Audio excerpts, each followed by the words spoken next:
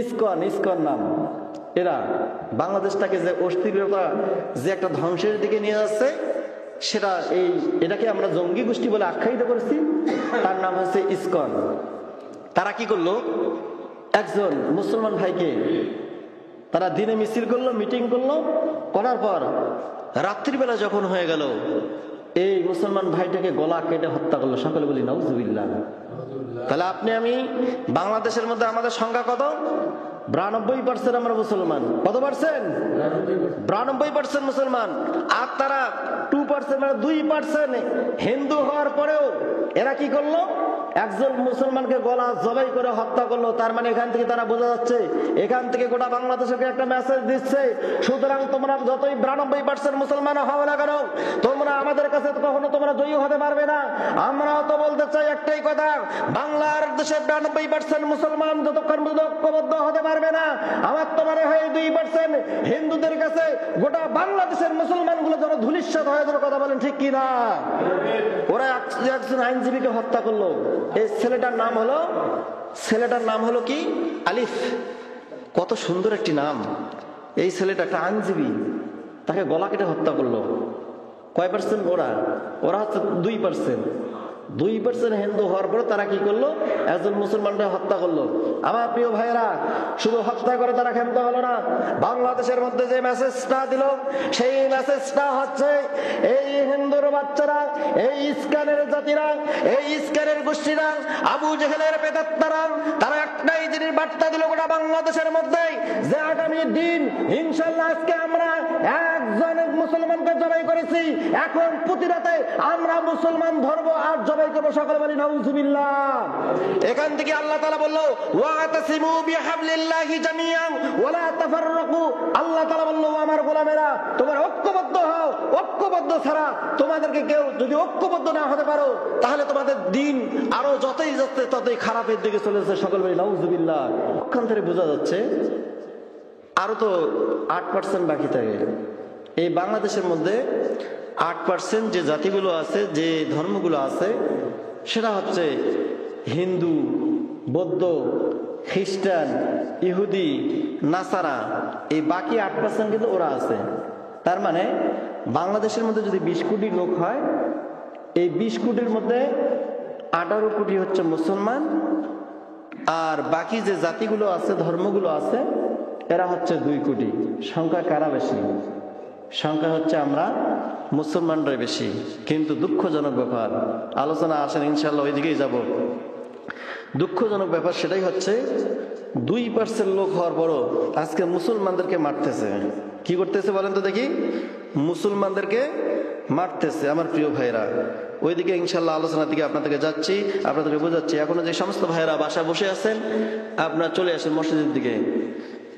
আমার প্রিয় ভাইয়েরা, তাহলে আল্লাহ তাআলা বলল, কখনো হিন্দুর সাথে তুমি বন্ধুত্ব স্থাপন করো না, কখনো ইহুদির সাথে বন্ধুত্ব স্থাপন করো না, কখনো ইহুদি, নাসরা, খ্রিস্টান যারা আছে এদের সঙ্গে তোমরা কখনো বন্ধুত্ব স্থাপন করো না।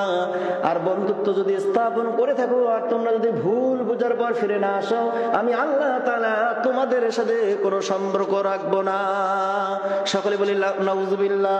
আল্লাহ তাআলা জানাই দিল, লা ইয়াত্তাখিযিল মুমিনুনাল কাফিরিনা আউলিয়া মিন দুনিল মুমিনিন।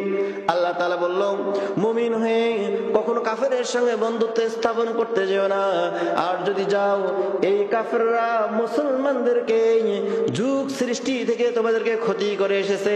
সুতরাং কিয়ামত যতদিন হয় নাই ততদিন পর্যন্ত তোমাদেরকে তারা ক্ষতি করে যাবে। আর ক্ষতি যদি করেই থাকে, এই জন্য সময় থাকতে তোমরা তাদের কি করো, সঙ্গ ছেড়ে দাও। আর সঙ্গ যদি ছেড়ে দিতে না পারো, তাহলে পরিণামটা তোমাদের জন্য খারাপ হয়ে যাবে। ঠিক আমরা যেটা বুঝতে পারলাম, ইসরায়েল নামে কোনো দেশ ছিল না। কি ছিল না বলেন তো দেখি? ইসরায়েল নামে কোনো দেশ ছিল না। আমরা মুসলমান, আমাদের মায়া বেশি, আমাদের দয়া বেশি। যখন হিটলার যখন ইহুদিরকে মারা শুরু করলো, 1000 2000 এরকম নয়, 60,000 ইহুদিকে হিটলার সে মারলো। মারার পর মুসলমান আমাদের দয়া বেশি, এরা পালিয়ে যখন ফিলিস্তিনে আসলো তখন কি করলো, মুসলমানরা তাদেরকে একটু জায়গা দিল, বিপদে পড়ে তারা আছে, কিন্তু এরা কি করলো, সুযোগ বুঝি কোপ মারলো। এই যে এদেরকে বসতে জায়গা দিছি, জায়গা দেওয়ার পরে লাস্টে কি করলো, এরা মুসলমানের উপরে আঘাত করলো, মুসলমানদেরকে মাল সম্পদ লুট করলো, লুট করার পর জায়গা যতগুলো জমি জমা আছে এরা লুট করে নিজেই একটা দেশ তৈরি করলো। কারণ তাহলে এখানে কি বোঝা গেল, আল্লাহ তাআলা বললো কখনো কাফের, ইহুদি, নাসরা, খ্রিস্টান, বৌদ্ধ যারা আছে, হিন্দু যারা আছে, এদের সাথে তোমরা কি করো না, বন্ধুত্ব স্থাপন করো না। কারণ এদের সাথে তোমরা বন্ধুত্ব স্থাপন করবে আর এরাই তোমাকে আবার কি করবে, আঘাত করবে। আল্লাহর কোরআন সাক্ষী দিল, আর সেটাই যেন বাস্তবে রূপ হয়ে গেল। আমার প্রিয় ভাইয়েরা, আল্লাহ তাআলা বলল তোমরা কখনো তাদের সাথে বন্ধুত্ব স্থাপন করতে যাও না। আজকে বাংলাদেশের কাহিনী আপনি দেখেন, মোবাইল দেখেন, আপনি টিভি চ্যানেলগুলো দেখেন, চট্টগ্রামের এদিকে লক্ষ্য করেন, চট্টগ্রামের কথা বাদেই দিয়ে দিলাম আমার প্রিয় ভাইয়েরা, রংপুরের দিকে লক্ষ্য করে দেখেন, যেই জায়গার মধ্যে হিন্দুরা তো কথা বলা দূরের কথা, হিন্দুরা সব সময় মুসলমানদের উপর নমনীয় ছিল, কিন্তু আজকে দেখা যাচ্ছে একজন হিন্দুকে গ্রেফতার করার কারণে গোটা বাংলাদেশের যতগুলো হিন্দু আছে তারা ঐক্যবদ্ধ হলো। কি হলো বলুন তো দেখি, তারা ঐক্যবদ্ধ হলো। ঐক্যবদ্ধ হওয়ার পর তারা কি করলো, মিছিল করলো, মিটিং করলো, রাজপথের তারা নামলো, রাজপথ কাঁপা শুরু করে দিল। আমার প্রিয় ভাইয়েরা, তার মানে এখান থেকে আপনাকে আমাকে কি মেসেজ দিতে যাচ্ছে, এই হিন্দুরা কি করলো, তারা কি করলো, হরতাল করলো, মিছিল করলো। শুধু মিছিল করে ক্ষান্ত হলো না আমার প্রিয় ভাইয়েরা, আল্লাহ রাব্বুল আলামিন বললো কাফেরদের সাথে কখনো বন্ধুত্ব স্থাপন করো না। আর আজকে আপনি আমি ওদের যখন পূজা শুরু হয়ে গেল, আলেম ওলামা যারা ছিল, আমরা কি করলাম, হিন্দুদের আমরা মন্দিরগুলো পাহারা দিলাম। আর পক্ষান্তরে আজকে হিন্দুরা এই 1 মাস পার হয়ে গেল, হিন্দুরা আমাদেরকে যে উপহারটা দিল সেটা আমাদের হচ্ছে মসজিদ গুলোকে ভেঙে দিচ্ছে। সকলে বলি নাউজুবিল্লাহ। তাহলে আল্লাহর কোরআনের আয়াত দেখেন হুবহু মিলে যাচ্ছে। আজকে আল্লাহ তাআলা বললো লা ইয়াত্তাখিযুল মুমিনুনাল কাফিরিনা আউলিয়া, এদের সাথে কখনো বন্ধুত্ব স্থাপন করো না, কারণ এরা হচ্ছে দোমুখা সাপ। এরা কি বলেন তো দেখি, এরা হচ্ছে দোমুখা সাপ। কারণ কাফের কখনো মুসলমানকে ভালোবাসে না। চলতে গিয়ে যখন তারা বিপদে পড়ে তখন আপনাকে বলে আমিও আপনার পাশে আসছি, আমিও কি আছি বলেন তো দেখি, আপনার পাশে আছি। ছোট্ট একটি উদাহরণ দিচ্ছি, যে সময় যুদ্ধ হয়েছিল, আমি তো বলতে পারবো না, আমার জন্ম তখন নাই, সেটা হলো 1971 সালে যখন যুদ্ধ হয়েছিল। সেই সময়ের মধ্যে পাকিস্তানি হানাদার বাহিনী যারা ছিল, যখন মুসলমানদের উপর আক্রমণ করলো, পাশাপাশি হিন্দুদের বাড়ি যখন লুটপাট করা শুরু করে দিল, এই সময় এক হিন্দু জান বাঁচার তাগিদে সে বলল লা ইলাহা ইল্লাল্লাহু মুহাম্মাদুর রাসূলুল্লাহ। এখন যা মনে করেন রাজাকার ওকে ধরার জন্য আসছে, এই জীবন বাঁচার তাগিদে বললো আমি মুসলমান। কি বললো বলেন তো দেখি, মুসলমান। সে কি আসলে মুসলমান না, সে কি করলো, প্রাণ বাঁচার তাগিদে সে বললো লা ইলাহা ইল্লাল্লাহু মুহাম্মাদুর রাসূলুল্লাহ। তার মানে সে মুখে বললো, কিন্তু আসলে অন্তর থেকে নয়। আল্লাহ তাআলা এই কথাটাই জানাই দিলাম, লা ইয়াত্তাখিযুল মুমিনুনাল কাফিরিনা আউলিয়া। ও আমার গোলামেরা, ও আমার বান্দারা, তোমরা জেনে রাখো, যেগুলো ইহুদি, নাসারা, খ্রিস্টান, বৌদ্ধ যারা আছে, যতগুলো ধর্ম আছে, মুসলমান ধর্মকে কেউ তোমাকে ভালোবাসে না। ভালো শুধু আমি আল্লাহ রাব্বুল আলামিন ছাড়া তোমাদেরকে আর কেউ ভালোবাসে না। আর তোমরা যদি হিন্দু, বৌদ্ধ, খ্রিস্টান, নাসারা এদের সাথে যদি তোমরা সম্পর্ক করো, তাহলে আমি আল্লাহ রাব্বুল আলামিন তোমাদের সাথে সম্পর্ক আর রাখবো না। সকলে বলি নাউজুবিল্লাহ। আমার প্রিয় ভাইরা, সেটাই হয়ে গেল। কিছুদিন হয়ে গেল, আমরা তো দেখলাম আমাদের পাশে যে বুড়িমারি, ভারতের যে বেড়া আছে, এই ভারতের কাঁটাতারের বেড়ার মধ্যে তারা মুসলমানকে মেরে কি করলো, কাঁটাতারের বেড়ার উপর ঝুলিয়ে রাখলো। কি করছে বলেন, কাঁটাতারের বেড়ার উপরে লাশটাকে তারা কি করলো, ঝুলিয়ে রাখলো। আমরা মুসলমান শুধু নাকে তেল দিয়ে ঘুমাইলাম, আমরা কোনো প্রতিবাদ জানাই নাই। কিন্তু হিন্দুরা দেখেন কত অ্যাক্টিভ। একজন হিন্দুকে গ্রেফতার করা হয়েছে কয়েকদিন হলো। একজন হিন্দুকে কি করা হয়েছে বলেন তো কি, গ্রেফতার করার কারণে বাংলাদেশের মধ্যে যতগুলো হিন্দু আছে এরা এমন একটি ডাক দিল, সমস্ত হিন্দুগুলো ঐক্যবদ্ধ হলো, সমস্ত হিন্দুগুলো একতা হলো।